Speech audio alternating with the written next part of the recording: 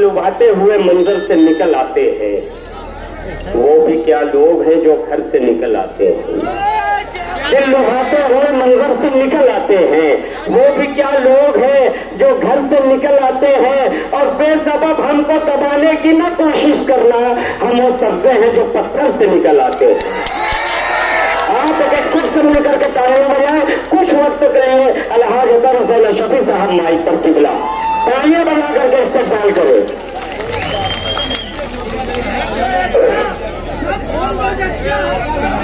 बिस्मिल्लाहिर्रहमानिर्रहीम, अल्हम्दुलिल्लाहि रब्बिल आलमीन, वस्सलातु वस्सलामु अला अशरफिल अंबिया'i हबीबिहिल मुख्तार। आमीन मिंबर कह रहा था तेरा मेरा क्या रिश्ता, तो दरअसल आप समझ नहीं पाए। वो नारा ये था, तेरा मेरा क्या रिश्ता, ला कमीशन ले ठेका। मेरे अजीज दोस्तों, आज इस जलसे के सदर मोहतरम,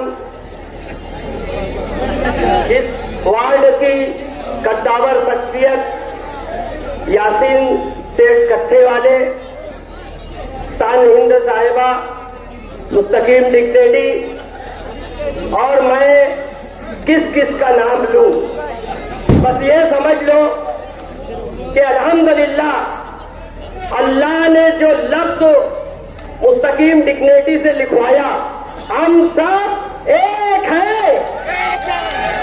यानी इस मंच पर मैं देख रहा हूं गाजी अब्बास भी है, हारून अंसारी भी है, आयशा आपा भी है, शब्बीर सेठ भी है और निहाल अहमद भी है। हम हर बिरादरी, हर मसरक, हर समाज और हर धर्म को साथ लेकर चलने वाले समाजवादी वर्कर।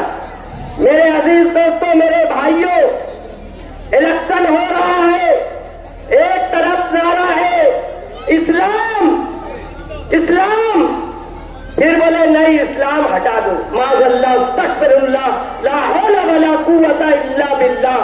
बोले हरे झंडे पे से इस्लाम हटा दो, लिखा नहीं जाएगा, बोले शॉर्ट फॉर्म में बोला जाएगा। मैं बोलता हूं कि शायद अबू जहल भी होता तो मालेगांव की सियासत पे वो भी बोलता कि मैं तो इनसे भी ज्यादा अच्छा आदमी हूं। ये ऐसे इस्लाम की तौहीन करने वाले, इसकी वजह एक है कि हम लोग को नारा दिया गया था, हमने यकीन माना था कि निहाल साहब के बाद इस शहर में गुंडागर्दी और हरामखोरी, रिश्वतखोरी, कुत्ता गोली, शराब, दिगार हर चीज का कारोबार उरूज पे था। शहर के लोगों ने भरोसा किया, शहर के लोगों ने एतमाद किया कि एक मस्जिद का इमाम, एक मदरसे का मुदर्रिस, एक ईदगाह का खतीब जब मैदान अमल में आया, क्यों कि हम मौलाना हनीफ मिल्ली के मानने वाले लोग हैं, हम मौलाना नोमानी साहब के मानने वाले लोग हैं, हम हुसैन मिल्ली खादिमुल हुज्जाज के मानने वाले लोग हैं, तो हमने हमेशा हर मस्जिद के इमाम पर एतमाद किया, हमने हमारे उलमा पर एतमाद किया। हम लोग मालेगांव के मुसलमान खादिमुल उलमा है, उलमा के खादिम है, तो हमने भरोसा कर लिया कि इतना बड़ा नारा लगा है कि ऐ लोगों, इन गुंडों के सामने, इन चोरों के सामने, इन नशा बेचने वालों के सामने हम इस्लाहे सियासत लाएंगे और इंशाअल्लाह हजरत उमर इब्न खत्ताब रज़ी अल्लाह ताला अन्हु के दौरे खिलाफत मालेगांव की आवाम को याद दिला देंगे। अल्लाह अकबर। इतना अजीम नारा, इतना अजीम खिलाफत का दौर हम 1470 में देखने को मिलेगा। मालेगांव के लोगों ने भरोसा किया। जो गरीब आदमी रमजान में ज़कात मांगे, जो गरीब आदमी खैरात मांगे, सदका मांगे, फितरा मांगे, सबने अपनी ज़कात में से अपने सदके में से, अपने फितरे में से एक एक रुपया मौलाना को दिया, 80,000 रुपया। कि क्यों दिया? कि हजरत उमर इब्न खत्ताब रज़ी अल्लाह ताला अन्हु का दौर खिलाफत हम देखेंगे। फिर स्टेज पे आज नारा है, कोई बहन बेटी चाहे वो शेख रशीद खानवा देगी, कोई बेटी का नाम लेकर कहा जाता है मेडिकल से फला चीज, फला पैकेट 200 बिका। क्या हजरत उमर फारूक के दौर में कोई आलिम किसी जाहिल पर ऐसे अटैक करता था?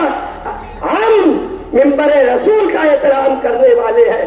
मैं मालेगांव की आवाम से सिर्फ अपील करना चाहता हूं, यकीनन हम किसी न किसी मस्जिद के मुसल्ली हैं, हम किसी न किसी मस्जिद में जाकर इमामत करते हैं।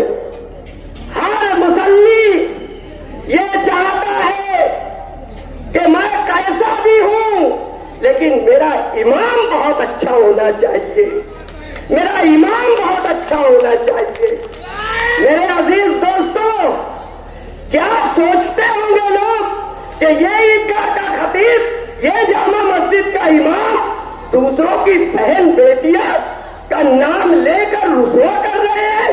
क्या हजरत उमर फारूक के दौर में ऐसा भी वाकया हुआ था क्या? हजरत उमर फारूक रातों को उठकर लोगों की, गरीबों की, मजबूरों की मदद करते थे।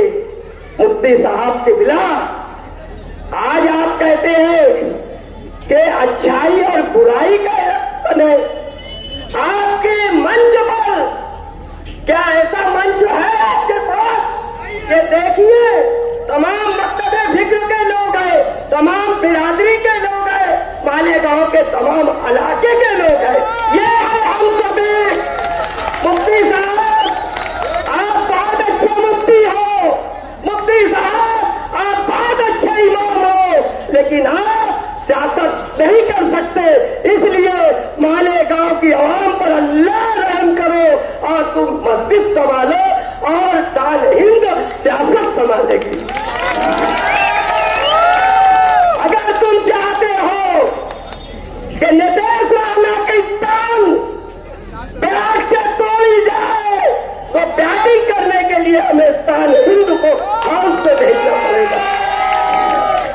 मुफ्ती साहब तुम बहुत अच्छे मौलवी हुज्जाज हो, लेकिन सियासत तुम नहीं कर पाओगे।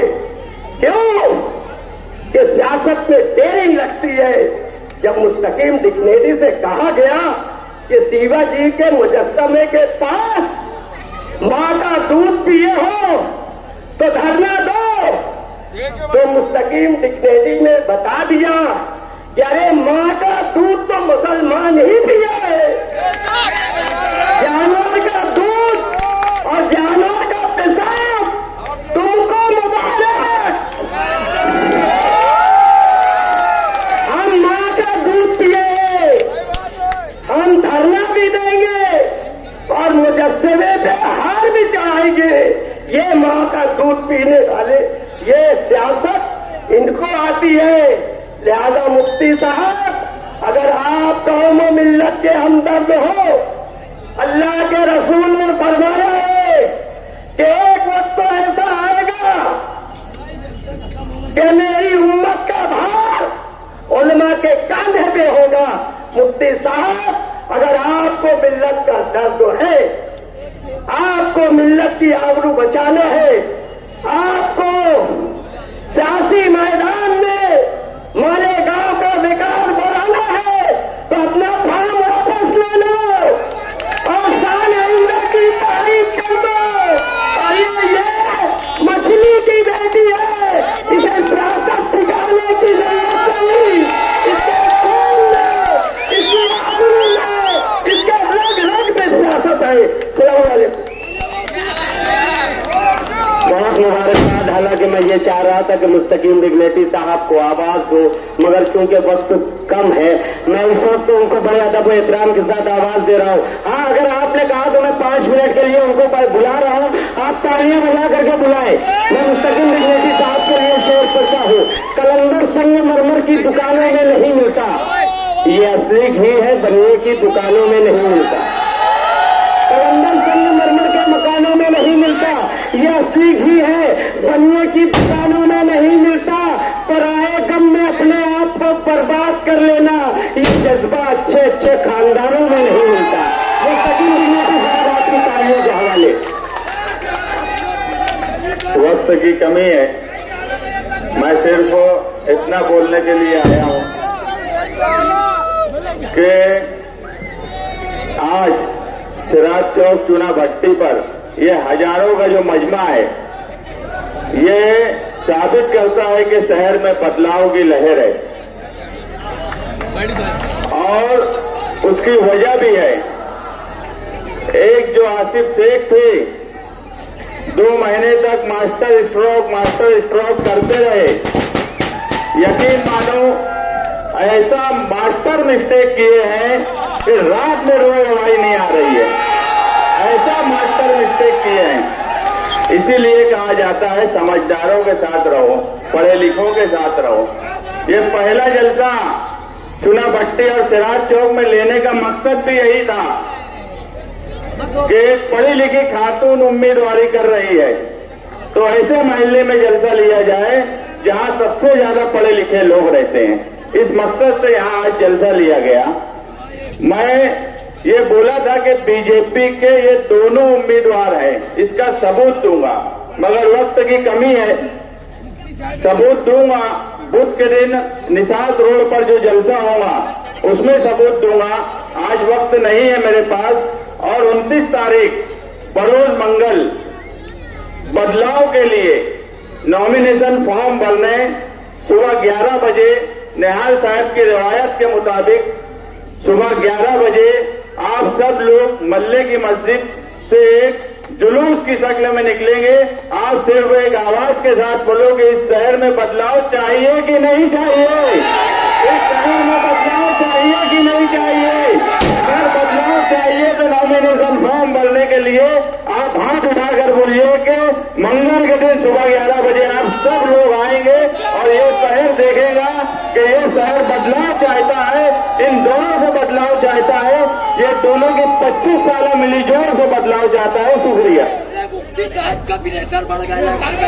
बहुत मुबारकबाद।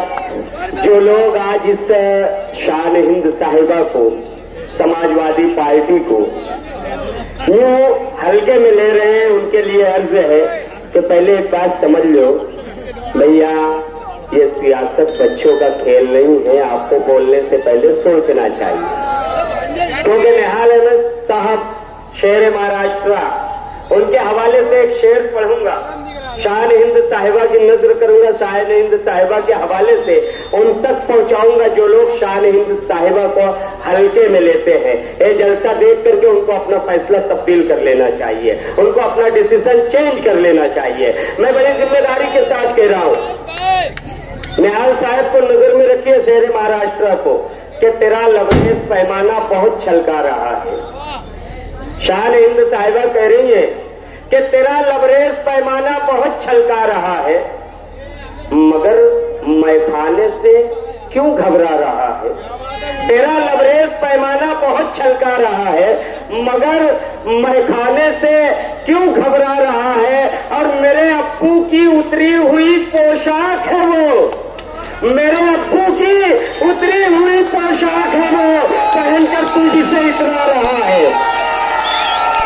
मेरे अप्पू की उतरी हुई पोशाक है वो, पहनकर तू जिसे इतरा रहा है। और मैं तो शहर की आवाम के हवाले से साफ साफ गुफ्तगू करता हूँ, एकदम साफ बोलता हूँ।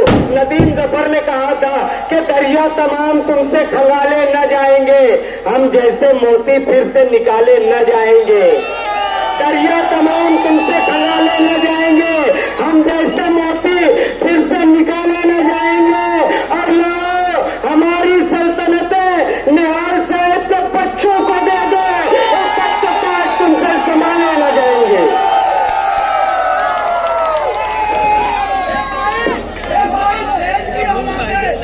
साथियों, आज हारून अंसारी साहब, शब्बीर शेख साहब, आयशा हकीम साहबा और अब्बास काजी साथी निहाल अहमद उनकी तस्वीर के साथ इस इलेक्शनी जलसे का आगाज हुआ। इलाके के जिम्मेदारान मोहम्मद यासीन सेठ कत्था वाले, सदर मोहतरम शब्बीर अहमद सुलेमान, इकबाल अहमद महफूजुर रहमान, कमरुल हुदा सेठ, मोहम्मद आसिफ सेठ, अल्ताफ अहमद, मोहम्मद सुलेमान शब्बीर शिया जमात के जिम्मेदार, आशिक अली सज्जाद अहमद शिया जमात के जिम्मेदार और मौलाना नौमानी के नवासे एहतशाम अंसारी साहब, मुईज बादशाह और बड़े भाई जिन्होंने बुलंद के बीमारी के अय्याम में मुझे हौसला दिया, रईस लाल और आप तमाम साथियों, आज इलेक्शन का जैसे कब इब्तिदा हो रही है, आप तमाम साथी, मैं अपने बातें रखने आपके पास आई हूं उस जगह से जहां की बातें पूरा शहर सुनता है और यहाँ ऐसे तालीम याफ्ता लोग रहते हैं कि जहाँ के मशहूर टीचर, डॉक्टर, वकील और ऐसे जिम्मेदार समाजी खिदमतगार और तालीम याफ्ता पूरे शहर के स्कूलों में, कॉलेजों में और दीगर अदारों में फैले हुए। आज जो मालेगांव शहर का नक्शा हो गया है सियासी, बहुत दुख की बात है। मालेगांव शहर में जो हरे झंडे की सियासत चल रही है, मैंने एक इंटरव्यू में कहा, ये हरे झंडे की सियासत के ताल्लुक से मैं यहाँ के जलसे में बोलूंगी। मैंने अभी तक किसी के खिलाफ नहीं कहा और न मैं किसी के खिलाफ बोलना चाहती हूँ, क्योंकि मैं नहीं मानती कि मेरी बराबरी की सलाहियत किसी में है, इसीलिए मैं उनके खिलाफ भी नहीं बोलना चाहती। लेकिन ये याद रखो, ये हरे झंडे की सियासत, अव्वल तो ये हरा झंडा जो लाए हैं दोनों तरफ, चाहे वो मजहब के नाम से लाए हो या जो पुराने झंडे को दोबारा लाए हो, ये मालेगांव शहर में भगवे झंडे की दलाली करने वाले हरे झंडे। तुम ये समझते हो, तुम यहाँ आबादी में रहते हो, मुसलमान अक्सरियत में रहते हो, तो तुम बड़ी बड़ी बात करते हो, तुम ये बात करते हो कि कलमा पढ़ के तुम मेरे भाई, तुम मेरे बहन, ये सारे नारे लगाते हो। लेकिन तुमको मालूम है कि यहाँ के जो तालिबे इल्म शहर से बाहर जाते हैं, यहाँ के जो लोग नौकरी करने शहर के बाहर जाते हैं, जो चद्दर की फेरी करने लोग जाते हैं, जो डॉक्टर वकील बाहर आते जाते रोजाना सफर करते तालिबे इल्म है, ये मालेगांव शहर में जो मजहब के नाम पर हवा बनाया जा रहा है, इसकी वीडियो, इसकी फोटो शर पसंद लोग मालेगांव के बाहर भी देखते हैं। मेरी खास तौर पर ये यूट्यूब चैनल वालों और मीडिया वालों से दरख्वास्त है, ऐसी फिरका परस्त वीडियो जिसमें हम बहुत ज्यादा शिद्दत पसंद दिख रहे हैं, इसको मत दिखाओ, अल्लाह के वास्ते मत दिखाओ, वरना मालेगांव नाम सुन के तुम्हारे साथ ट्रेन में, बस में खराब सलूक होगा। उसके जिम्मेदार ये सियासत के नाम पर जो अपनी ओट लेने के लिए मजहब का नाम कर रहे हैं। जब फलस्तीन का झंडा ईदगाह पे लहराया गया, जो बोलते हैं तेरा मेरा रिश्ता क्या, ला इलाहा इल्लल्लाह, उन्होंने ही कहा कि मेरा इस फलस्तीन के झंडे लहराने वाले से कोई रिश्ता नहीं। उनसे पूछो कि उस वक्त कहाँ थी हमारी, जबकि फलस्तीन का झंडा दिखाना खैर दस्तूरी बात नहीं थी। हिंदुस्तान का बीजेपी आने के बाद भी हमारे सिफारती ताल्लुक आज भी फलस्तीन के साथ है, लेकिन उस वक्त तुमने लाइल्मी बता दी। आज जो 12 नवंबर के नाम से शेख आसिफ साहब हिसाब मांग रहे हैं, सबसे पहले हिसाब तो उनका होना चाहिए। जैसे ही 12 नवंबर हुई, उसके बाद सबसे पहले उन्होंने प्रेस कॉन्फ्रेंस ली और ये बोला कि ये प्लानिंग हुई है, ये हुआ है। जब 12 नवंबर के बेगुनाह लोगों के लिए कोर्ट में समाज जमानत के लिए होती थी, तो मरहूम शेख रशीद साहब प्रेस कॉन्फ्रेंस लेके बोलते थे कि ये लोग बेगुनाह नहीं है, मतलब वो चाहते थे कि 12 नवंबर के लोग जेल में रहे। आज शेख आसिफ किस मुंह से बोलता है कि मैं 12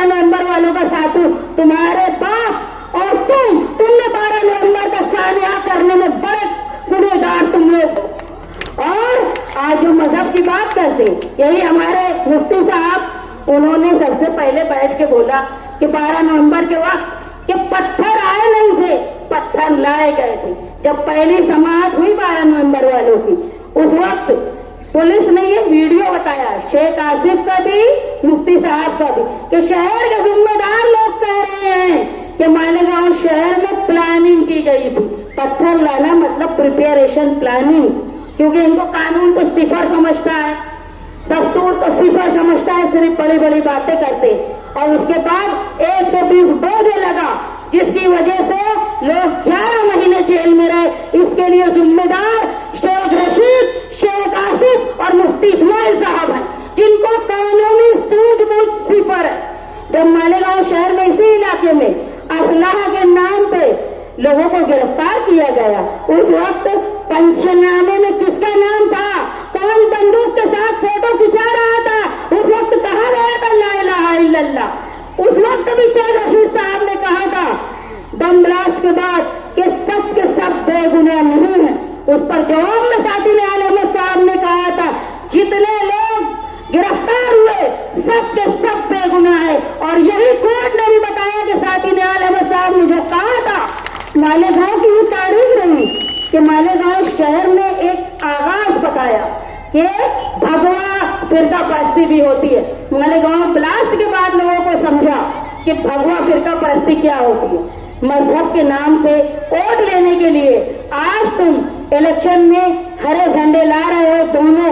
ये सुन लो, जब इस शहर के लोग बाहर जाएंगे, बच्चे बाहर जाएंगे, तो उसकी हिफाजत की जिम्मेदारी पूरे शहर की। तुम ऐसा कोई काम मत करो जिससे अक्सरियत के लोगों में गुस्सा आए, अक्सरियत के लोगों को बुरा लगे।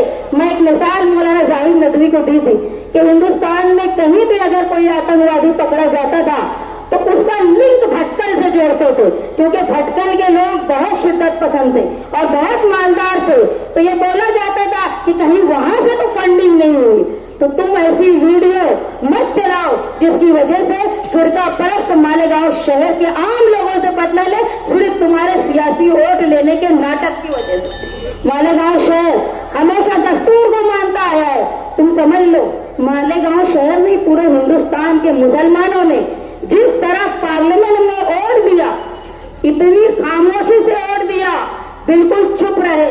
ये बताया नहीं कि हमको क्या करना है। इलेक्शन के दिन उन्होंने बताया कि हमको क्या करना है। अगर यही नारेबाजी, यही चिल्लाहट अगर हिंदुस्तान भर का मुसलमान करता ना, तो ये जो फिरका परस्त बीजेपी वाले हैं ना, ये 400 पार हो जाते।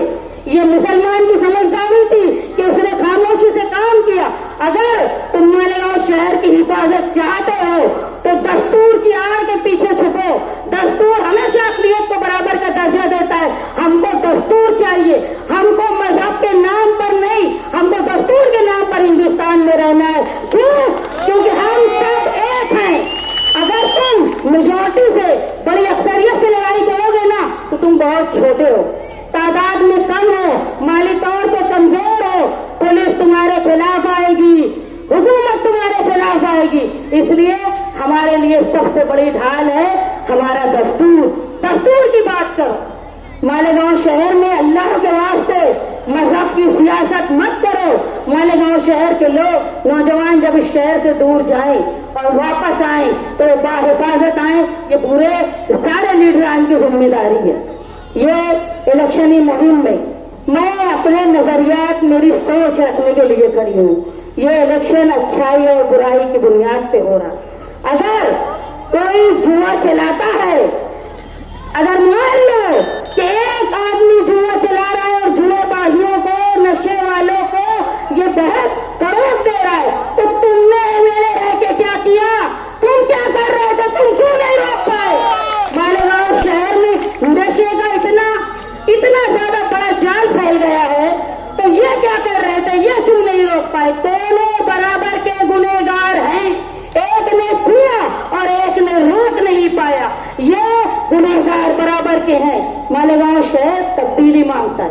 तब्दीली जात बिरादरी से ऊपर हटके मालेगांव शहर के रोशन मुस्तकबिल के लिए मैं आपके दरवाजे पे आई हूँ, आपसे इल्तिजा करने आई हूँ। मेरे साथ शेख आसिफ जैसे 7 भाई 70 भतीजे बंदूक और गोली चलाने वाले नहीं है। मैं सिर्फ कानून जानती हूँ, मेरे साथ तुम हो। इस शहर की माएँ हैं, इस शहर की बहनें हैं, इस शहर के समाजवादी सोच वाले निहारी लोग हैं। ये जो बैठे हुए लोग हैं ना, ये 19 से तुम्हारी तरफ देख रहे हैं। शहर में तब्दीली चाहिए, शहर में हमारी पावर लूम सनत को फरोग चाहिए। एक बात समझ लो, पावर लूम सनत के लिए जब कमेटी बनी ना, तो तुम्हारे एमएलए को कहीं रखा नहीं गया, क्योंकि उनको इल्म ही नहीं था इस सनत के ताल्लुक से। उसमें कौन किसके बोलने पे बनी वो कमेटी? रईस शेख के बोलने पे, और रईस शेख तुम्हारे साथ है, अबू आसिम आजमी साहब है। और जब अखिलेश यादव मालेगांव आए थे ना, तो मैंने जो लीडर आता है तो उसके सामने चमचागिरी की लोग तकरीर करते हैं। मैंने सिर्फ मालेगांव शहर के लिए, सनत के लिए, वक्फ बिल की हिफाजत के लिए, मालेगांव नहीं हिंदुस्तान के जो अकलियत के लोग हैं उनकी हिफाजत के लिए, और जो कानून बनाए जाते हैं अकलियत को दबाने के लिए, उससे बचाव के लिए, मॉब लिंचिंग के खिलाफ, बुलडोजर की सियासत के खिलाफ मैंने ये बात की। अगर तुम समझ लो महाराष्ट्र से बीजेपी साफ हुई तो हिंदुस्तान से भी बीजेपी साफ होगी, और जब साफ होगी तो अखिलेश यादव 3 नंबर के सबसे बड़ी पार्टी का लीडर है, बड़ा ओहदा पाएगा। तुम जब जाना, उन्होंने कहा था कि हमारी जब हुकूमत थी तो हमने फिक्स बिल का मामला रखा था, यूपी में बुनकरों के लिए फिक्स बिल। हम भी उनसे मांग करेंगे। अरे हमारी ताकत तो ये है कि बारिश में हम उनके लिए खड़े रहे, और वो भी बारिश में भीगते हुए हमारे लिए खड़े रहे। कोई लीडर आता नहीं है बारिश में, ये निहालियों की ही ताकत थी कि अखिलेश यादव भी आकर खड़े रहे, बारिश में भीगते रहे। मेरे सर पर उन्होंने छाता लगाया, कोई दूसरे लीडर के जैसा हाथ पकड़ के झटका नहीं। अगर अच्छे ओहदे पे चले गए वो यकीनन जाएंगे, और उस वक्त हम मालेगांव शहर की सनत के लिए, सोच के लिए एक बेहतर उनसे पॉलिसी मांगेंगे। मालेगांव शहर के लोग जो पावर बिल से परेशान है, कारखानेदार से लेके दुकानदार से लेके घर में इस्तेमाल करने वाला, जो बेजा हमारे ऊपर टैक्स, बेजा बिल लगाए जाते हैं, उसके खिलाफ हम एहतजाज करेंगे। और यही हुकूमत, यही अबू आसिम आजमी, यही अखिलेश यादव तुम्हारे लिए लड़ेगा, ये वादा है मेरा। मालेगांव शहर में जो तालीम इतनी महंगी हो गई है, आज महंगाई इतनी ज्यादा है कि अपने घर में बच्चों को आला तालीम देना ये बहुत मुश्किल हो गया। कोई नहीं चाहता कि कोई प्राइमरी स्कूल में अपने बच्चों को डाले, सब यही चाहते हैं कि प्राइवेट स्कूल में डाले। लेकिन जाओ भिवंडी में देखो कि रईस शेख ने 21 प्राइमरी स्कूल को क्या से क्या बना दिया। तुम अगर मेरा साथ दोगे तो प्राइमरी निजाम बेहतर होगा, और जो 1 से 7वीं तक है उसको मैं 10वीं तक कराऊंगी, और ताकि लोगों को रोजगार मिलेगा। जो लोग पावर लूम इसके अलावा कुछ काम करना चाहते हैं, कोई इंडस्ट्री में, कोई ऑफिस में, मालेगांव में इन चीजों का चांस नहीं है। इसको लाने की कोशिश, उनको रोजगार दिलाने की कोशिश मैं आप लोगों की मोहब्बतों और आप लोगों के साथ करने की कोशिश करूंगी। जो खवातीन अपने घर में रह के रोजगार हासिल करना चाहती है, उनके लिए एक बेहतर इंतजाम, ऐसी पॉलिसी जो हुकूमत की है, उनको लाकर घर पे औरत बाइज्जत तरीके से रोजगार हासिल करे। हमको 1500 की भीख मत दो, हमको काम दो, हम काम करेंगे। हम मेहनत कैसे, मजदूरों का शहर है, और शान से जीता और शान खड़े होकर बोल रही है तुमको। ये शहर मेहनत कशों का, यहाँ मर्द के साथ ही औरत मेहनत करती है, और मैं उनको इंसाफ दिलाने की कोशिश करूंगी। और सबसे ज्यादा अहम है तुम्हारा